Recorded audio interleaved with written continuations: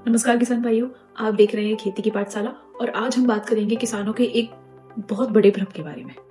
इसमें क्या है कि ज्यादातर किसानों का क्या होता है, यही सोचने लग जाते हैं कि अगर हम खेत में ज्यादा खाद डालेंगे तो हमारी पैदावार भी बहुत ज्यादा होगी। लेकिन नहीं, ये सबसे बड़ा भ्रम है उनका, और ये सच इसका बहुत ज्यादा उल्टा है।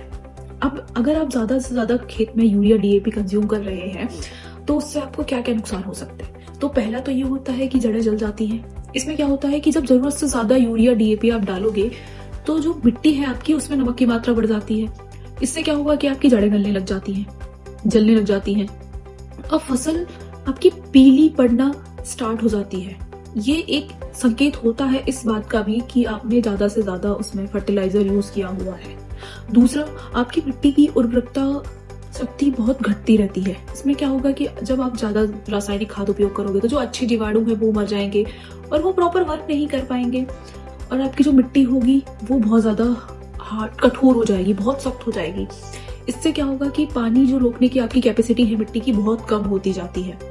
तीसरा क्या होगा, आपका पौधा बड़ा तो होगा लेकिन उत्पादन कम हो जाएगा।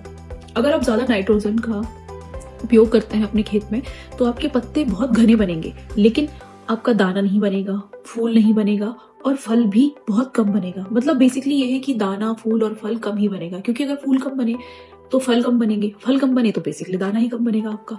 चौथा पॉइंट ये है कि कीट और रोग का खतरा भी आपका बहुत बढ़ जाता है। क्यों? क्योंकि इससे क्या होगा कि आपका जो पौधा है ना वो कोमल होगा।